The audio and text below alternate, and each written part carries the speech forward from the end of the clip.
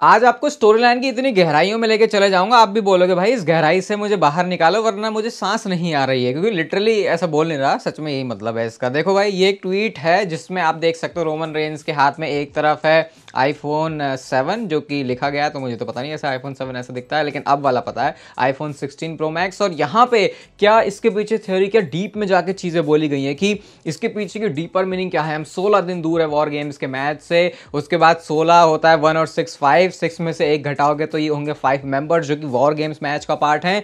16 Roman Reigns की appearances होंगी WrestleMania तक। इसका मतलब रोमन रेंस 16वें नंबर पर एंटर करेंगे रॉयल रंबल मैच में। और इसका ये भी मतलब है कि जॉन सीना हमेशा स्टक रहेंगे 16 टाइम वर्ल्ड चैंपियनशिप के ऊपर ही। The level of detail in the story line is insane. देखो ये बहुत बढ़िया लगता है सुनने में जब कहते हैं भाई अरे स्टोरी लाइन की इतनी डिटेल आ रही निकल के, ये तो ऐसा एक्सपेक्ट नहीं किया था।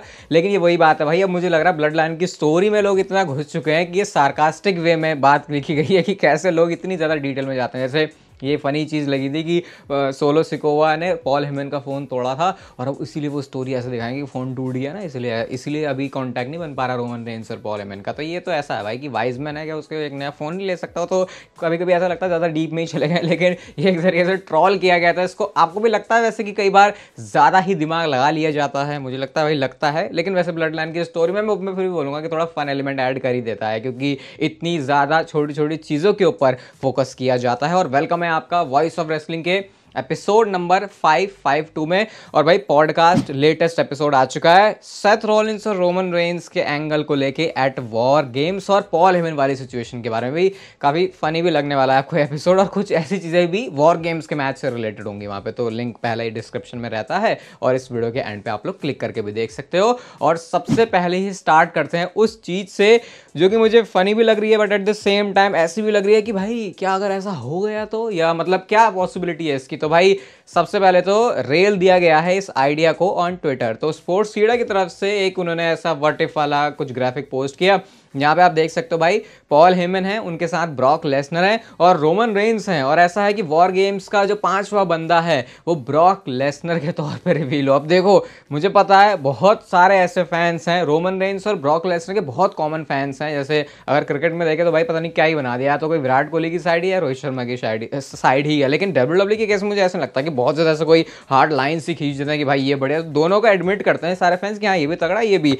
तो अब दोनों फैंस के लिए अगर दोनों सुपरस्टार रेसलर साथ में आ गए तो सोचो कितनी बड़ी चीज़ हो सकती है। ये फैंटेसी बुकिंग में हमेशा ही कहा जाता है, और जब से पॉल हेमन ने रोमन रेंस को ज्वाइन किया यही बात होती है भाई कि अगर सोचो किसी पॉइंट पर ब्रॉक लेसनर और रोमन रेंस, अब दोनों के साथ तो डील हो चुकी है एक पॉइंट पे पॉल हेमन की, तो अगर ये दोनों को साथ में लेके आ जाए तो उसी आइडिया के साथ उन्होंने ये बोला। और उसके बाद ऑब्वियसली रिएक्शन कुछ ऐसा ही आना था कि भाई ये ब्रॉक लेसनर बीच में कहाँ से आ गया। देखो अगर मैं इस स्टोरी लाइन के ऊपर बोलूँ तो अगर ये चीज़ लेजिट हो जाती है, भाई देखो मेरे को तो कई बार इलॉजिकल होने में भी मज़ा आता है, डम होने में मज़ा आता है। अगर वहाँ पे ड्रामा ये सब कुछ हो रहा है, जो चीज़ मैंने सेथ रॉलिंस और रोमन रेंस के साथ में आने के लिए बोली कि भले ही स्टोरी लाइन के हिसाब से उतना नहीं सेंस बना, लेकिन भाई पता है ना फिर क्या क्या चीज़ें डब्ल्यूडब्ल्यू स्टोरी टेलिंग वहाँ से ड्रामा क्रिएट किया जा सकता। तो ड्रामा बनाने के लिए, फैंस को पिस ऑफ करने के लिए जो बहुत स्मार्ट बनते हैं उनके लिए ये आइडिया तो भाई ऐसा होगा कि भाई क्या दे दिया तुमने, परमाणु बम सा फोड़ दिया, ऐसी बात हो जाएगी। बट ऑब्वियसली अगर लॉजिक के हिसाब से भी चलें और इसकी प्रैक्टिकलिटी रियलिटी में क्या ऐसा होगा तो भाई इसका चांस 0 ही मानो आप, क्योंकि क्या ही भाई अभी तो 5वें में हमको पता है मंडे नाइट रॉ में अभी वो सेथ रॉलिंस के तौर पे ही रिवील होने वाले हैं जैसा अब तक स्टोरी को देख के लगा है। तो इसकी वजह से फिर ये हो गया भाई ब्रॉक लेसनर को कैसे तुम इस ब्लड लाइन के अंदर घुसेड़ रहे हो। अगर कहीं कहीं से मतलब विंस का दिमाग होता भाई मैं सही में मानता कि इसका होने का चांस है अच्छा खासा, लेकिन ट्रिपल एच की बुकिंग में ऐसा होगा नहीं। और कभी कभी मुझे लगता है भाई ट्रिपल एच कई बार लॉजिकल होने के चक्कर में वो जो ड्रामा है, वो जो वाव फैक्टर है, कई बार उसे निकाल लेते हैं, क्योंकि कई बार इलॉजिकल चीज़ों में ही मजा आ जाता है अगर विंस मैकमैन की क्रिएशन पूरी उठा के देखोगे। बाकी ब्रॉक लेसनर के रिटर्न को लेकर तो मैं आपको बता चुका हूँ, जितना ड्रामा डब्ल्यूडब्ल्यू इसको लेकर क्रिएट करे मुझे तो लगता है ब्रॉक लेसनर आएंगे डब्ल्यूडब्ल्यू में। बाकी इससे ज़्यादा बात करेंगे नहीं, क्योंकि मैंने आपको हर बार बोला जब भी ब्रॉक लेसनर से रिलेटेड कोई बात करूँ तो जब तक ब्रॉक लेसनर ना आ जाए उसके बाद फिर वो आगे की कहानी है, तब तक तो बस बात ही बनाई जा सकती है। रॉक से रिलेटेड क्या एक चीज़ स्पॉइल हो चुकी है और ये खुद डब्ल्यूडब्ल्यू के ही सुपरस्टार ने करी है। तो सबसे पहले तो ये जो स्मैकडाउन में blood line versus blood line का ड्रामा होता है उसमें अपने जो ये करने वाले हैं टामा टोंगा, उन्होंने ऐसे ऐसे रॉक की तरह किया था जैसे रॉक ने किया था बैड ब्लड में। तो उसके बाद इसको ऐसे ऐसे किया कि अच्छा ये टामा टोंगा क्या टीज कर रहा। उसके बाद टामा टोंगा ने उस चीज़ के ऊपर रिएक्ट भी कर दिया। यहाँ पे आप देख सकते हो करके उन्होंने जो है वो लिखा हुआ है वो बोलते हैं। और भाई इन्होंने तो लिटरली जो इमोजी भी यूज़ करी है वो वही वाले की है, डेविल वाले जैसे लोग बोलते हैं, ये करता जब ये बंदा, तो इसकी तरह मतलब इस इमोजी से लिंक कर दिया गया है टामाटोंगा को, और अब उन्होंने खुद भी उसको पोस्ट किया है। ये मुझे सही लगा। शुरू में बहुत सारे लोग क्रिटिसाइज कर रहे थे टामाटोंगा को, लेकिन उस क्रिटिसिज्म को पता नहीं फैन फेवरेट बनने में टामाटोंगा ने कैसे उसको कर दिया। रॉक से रिलेटेड बातें भी खत्म नहीं हुई हैं, क्योंकि कोडी रोड्स ने रॉक से रिलेटेड कुछ ऐसी बात बोली है जो कि शायद हमको ये बताती है कि क्या होने वाला है रेसलमेनिया तक जाने में, जो रोड टू रेसलमेनिया होने वाली है कोडी रोड्स के लिए भी, रॉक के लिए भी, ब्लड लाइन की स्टोरी में भी। तो यहाँ पे वो ये बोलते हैं, सबसे पहले उन्होंने बता दिया भाई कि कैरेक्टर में रह के तो बंदा रॉक की तारीफ कर नहीं सकता। उन्होंने बोला कि ड्वेन जॉनसन अलग बंदा है फाइनल बॉस से, और जब फाइनल बॉस इस WWE के का पार्ट बना है तो बिल्कुल डिफरेंट थिंग है। WWE इज रिकॉर्ड एरा करके उन्होंने इसको बोला, और साथ में यही बोलते हैं कि देखो बहुत सारी चीजें अभी लाइंड अप हैं, बहुत सारी चीजें मुझे पता है होने वाली है, लेकिन मैं चाहता हूं कि रूमर्स ऐसे ही चलते रहे, लोग इसके बारे में बात करते रहें, जो भी चीज होगी वो तुम लोगों को बहुत ज्यादा सरप्राइज करने वाली है। ऐसा उन्होंने रॉक के बारे में बोला है। जब उनसे पूछा कि रॉक क्या कर रहे हैं, तो वो कुछ ऐसे कहना चाह रहे हैं कि जो तुम सोच रहे हो वो नहीं होगा, और जो होगा वो तुम्हें बहुत सरप्राइज करेगा। तो ऐसा कोडी रोड्स ने बहुत ज्यादा ही, मैं कह सकता हूं, इसको हाइप कर दिया है कि अब क्या ये ब्लड लाइन की पूरी स्टोरी है, कोडी रोड्स की पूरी स्टोरी रेसलमेनिया तक कैसे जा रही है। अब क्योंकि कुछ लोग तो ये बोलते हैं भाई रॉक तो आने नहीं वाला, वो तो भाई होने नहीं वाला बिल्कुल भी,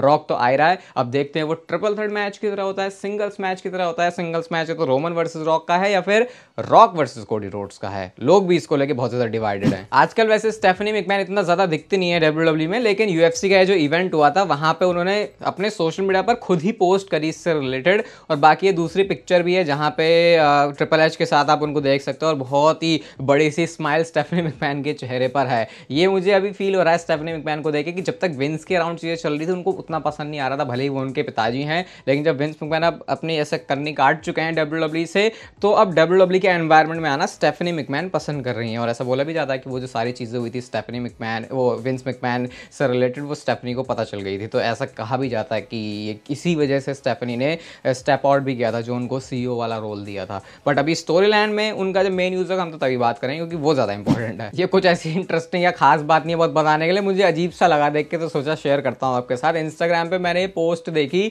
जो कि जेकब फाटू एंड ब्रॉन्सन रीड ने कोलैबोरेटिव इंस्टाग्राम पोस्ट डाली है, यानी कि ये दोनों बंदों ने मिलकर जो बनाया था ना इंस्टाग्राम में, वैसी पोस्ट डाली है। अब बोल के इसमें बता के ना, मैं बता रहा हूँ भाई, मैं ऐसे इमेजिन कर रहा था कि जेकब फाटू ब्रॉन्सन रीड दोनों बैठ के पोस्ट कर रहे हैं, क्योंकि जेकब फाटू का कैरेक्टर ऐसा नहीं लगता कि ये आज 2024 में गया है, लेकिन ये 1950-60 के जमाने का है, कि जैसे इससे कुछ आता नहीं होगा, बस ये तो अपना कैरेक्टर प्ले करता है और इसको कुछ पता भी नहीं, बस खाना पीना दो, लड़वा और ये बंदा जाके घर जाके सो जाएगा, ऐसा कैरेक्टर फील होता है। तो ये पोस्ट पता नहीं क्या बोला मैंने, लेकिन कोलैबोरेटिव पोस्ट डाली इन्होंने, थोड़ा अटपटा सा लगा है। जेकब फाटू भी इंस्टाग्राम चलाता है। अगर आपको अब तक नहीं समझ में आया ना, तो ये चीज शायद आपको ये इनफ होगी बताने के लिए कि भाई क्या रोला रहा है स्टोन कोल्ड स्टीव ऑस्टिन का अपने जमाने में। अभी के टाइम में भी अगर मैं WWE के टॉप सुपरस्टार्स की सैलरी की बात करूँ ना, तो $5 मिलियन, $6 मिलियन, 10 ऐसे करके होती है।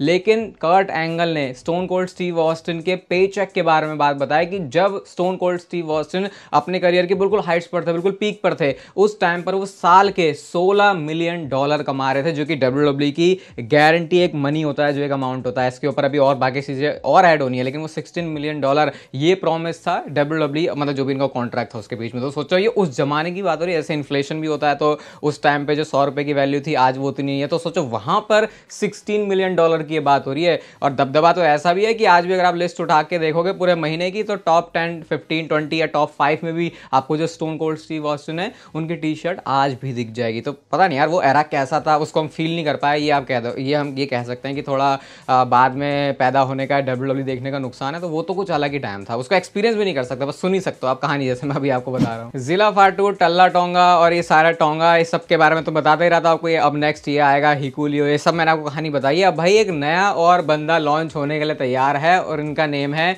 जर्नी फाटू। इनके बारे में कुछ तो मैंने बहुत टाइम पहले बताया था, मुझे याद नहीं आ रहा, लेकिन नाम मुझे सुना हुआ लग रहा है। और रिकीशी ने पोस्ट करके ये बोला कि भाई अब इस नाम को तुम आने वाले टाइम में याद करोगे, और ऐसा करके वो यही टीज कर रहे हैं कि शायद अब उनका भी जो नया चैप्टर है वो WWE के साथ शुरू हो सकता है। अभी तो वैसे इन्होंने ब्लड लाइन ये रोजगार योजना के अंदर 2-3 बंदे ऑलरेडी साइन करके रखे हुए, तो शायद उनका नंबर थोड़ा बाद में लगेगा, लेकिन लगने तो जरूर वाला है, क्योंकि रिकीशी का तो भाई है कि अपना एक बच्चा पैदा करो और उसके बाद इसको सीधा WWE में। अच्छा, ब्लड लाइन से रिलेटेड ये बात चले तो जिला फाटू के बारे में बहुत सारी चीजें मैंने आपको बताई हैं। ये अभी रियलिटी ऑफ रेसलिंग में भाई एक बड़ा मस्त सा मूव इन्होंने किया, रोमन रेंस का सुपरमैन पंच और वो जो समोन स्पाइक है उसको कैसे इन्होंने ऐसा फ्यूजन करके कुछ बनाया, और इसका नाम है सुपरमैन समोन स्पाइक, जो लग तो बढ़िया रहा भाई। ये वेरिएशन में, क्योंकि ये इसके पीछे बेस बन चुका है ना रोमन रेंज के सुपरमैन पंच का, और उसके बाद फिर अब जिस तरीके से इसको यूज़ करते हैं अभी सोलो सिकोवा भी, तो ये भी अच्छा एडिशन होगा। अभी तो बहुत यंग है, मेरे ख्याल से ये लॉन्ग रन में WWE इनके ऊपर बहुत ज़्यादा इन्वेस्ट कर सकती है। ऑफिशियली WWE ने अनाउंस भी कर दिया, मैंने आपको कुछ एक आध महीने पहले शायद बताया था कि जो नेटफ्लिक्स पर पहला मंडे नाइट रॉ का एपिसोड होगा वो LA के डोम से होने वाला है, इंटुइट डोम अगर इसको मैं सही प्रोनाउंस कर रहा हूँ। तो इसकी ऑफिशियल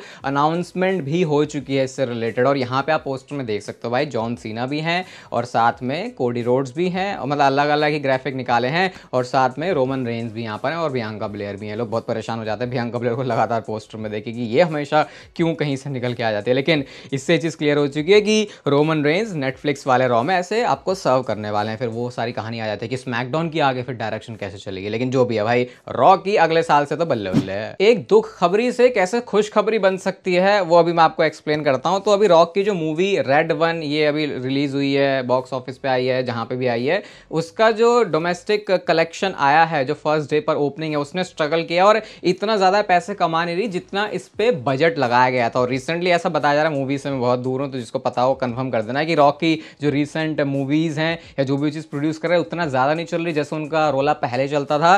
तो अब लोग इससे बोल रहे हैं भाई कि अब रॉक का ध्यान हॉलीवुड से डेफिनेटली शिफ्ट होने वाला है WWE की तरफ, क्योंकि इवेंचुअली उनको तो पैसे बनाने हैं। तो अगर वो चीज़ वहाँ पे उतना सक्सेसफुली वर्क नहीं कर रही तो अपना जो फोकस है वो रॉक शिफ्ट कर देंगे WWE की तरफ, और इसका मतलब कि हॉलीवुड से एक अच्छा खासा ब्रेक लेके WWE के लिए थोड़े लंबे पीरियड के लिए रॉक सर्व कर सकते हैं। तो ये है एक दुख खबरी से खुशखबरी बनना। और भाई मैं तो चाहूँगा हॉलीवुड वगैरह तुम सब छोड़ो, बंद ही कर दो भाई, WWE से सुपरस्टार कोई जाना नहीं चाहिए जिसकी हमको आदत लग चुकी है, इंक्लूडिंग रोमन रेंज। बाकी स्क्रीन पर भी आपको स्पॉटिफाई का पॉडकास्ट दिख रहा होगा, उससे जाके आप लोग अभी सुन सकते हो। ये वीडियो आपको अच्छी लगी तो इसे लाइक कर दो, चैनल को सब्सक्राइब कर दो ऐसी और मस्त वीडियोस के लिए, और तब तक लेते रहो जिंदगी के मजे।